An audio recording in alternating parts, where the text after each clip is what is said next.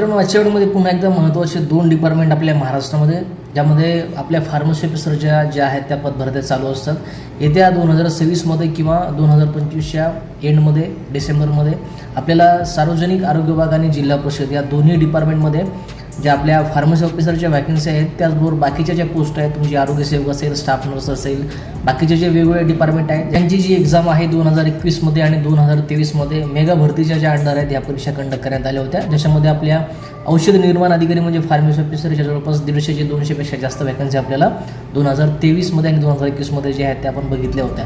येणाऱ्या पदभरतीसाठी काय पात्रता असणार आहे, कोणते कोणते विद्यार्थी यासाठी फॉर्म फिलअप करू शकतात, एक्झामचा पॅटर्न कसा असतो, कोणती कंपनी आहे जी एक्झाम कंडक्ट करत असते, दोन्ही जे एक्झाम आहेत आपल्या जिल्हा परिषदच्या आणि आरोग्य विभागाच्या दोन्ही पदभरतीमधील महत्त्वाचा डिफरन्स, पॅटर्न आणि ओव्हरऑल जी पदभरती आहे कशा पद्धतीने कंडक्ट केली जाते, या सर्व महत्त्वाची जी अपडेट आहे तुम्हाला मी आजच्या व्हिडिओमध्ये शेअर करेन. तर पहिलं डिपार्टमेंट आपण घेऊयात आरोग्य विभाग. आरोग्य विभागामध्ये आतापर्यंत ज्या एक्झाम कंडक्ट करण्यात आल्या त्या TCS या कंपनीने एक्झाम जी आहे ती कंडक्ट केली होत्या.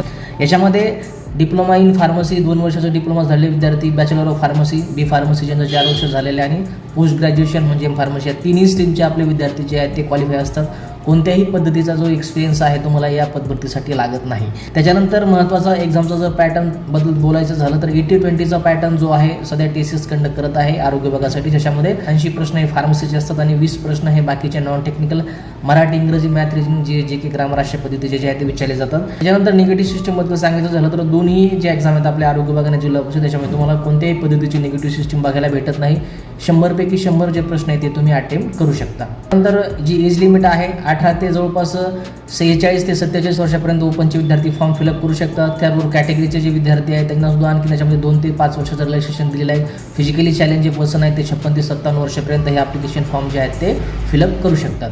त्याच्यानंतर दुसरं डिपार्टमेंट तुमचं जिल्हा परिषद. जिल्हा परिषदच्या आतापर्यंत जी एक्झाम आहे ही IBPSने जी आहे त्या कंडक्ट केलेल्या होत्या. IBPS जो आहे तो पेपर बाहेर देत नाही. तुम्हाला पॅटर्न समजण्यासाठी TCSचे पेपर जे आहेत ते मार्केटमध्ये अवेलेबल आहेत आणि जे जुन्या प्रश्नपत्रिका आहेत तर ते मेमरी बेस्ड प्रश्न आपल्या टेलिग्रामचं चॅनल आयडियल फार्मसी कोचिंग ज्यावरती भेटून जातील. त्याच्यानंतर याच्यामध्ये जर एक्झामचा पॅटर्नबद्दल बोलायचं झालं तर याच्यामध्ये 60-40चा पॅटर्न असतो तुमच्या IBPSच्या पदभरतीमध्ये, जे की जिल्हा परिषदची एक्झाम कंडक्ट करत असतात. त्याच्यामध्ये 40 प्रश्न फार्मसीचे असतात आणि 60 प्रश्न हे बाकीचे मराठी, इंग्रजी, मॅथ, रिजनिंग, GK जे आहेत ते विचारले जातात. दोन्ही परीक्षामध्ये जो टाईम पिरियड आहे तो 120 मिनिट आहे, म्हणजे तुम्हाला 2 तास दिले जातील. या 2 तासामध्ये तुम्हाला जे आहेत ते 100 प्रश्न सॉल्व्ह करायचे आहेत. तर अशा पद्धतीच्या ह्या 2 एक्झाम ज्या की महाराष्ट्रामध्ये आपल्या मोठ्या प्रमाणामध्ये फार्मसी ऑफिसरची जी पदभरती आहे या एक्झाम थ्रू कंडक्ट केली जाते. त्याचबरोबर या एक्झामचं पॅटर्न, PDF सर्व गोष्टी आपल्या टेलिग्रामचं चॅनल आयडियल फार्मसी कोचिंग याच्यावरती मी शेअर केले. त्याचबरोबर बाकीच्या ज्या महत्त्वाचे अपडेट असतात तुम्हाला मी आपलं यूट्यूबचं चॅनल PV थोरात मराठी याच्यावरती शेअर करत असतो. त्याच्यामुळे जॉईन फॉलो केलं असेल तर दोन्ही ठिकाणी मला जॉईन करा.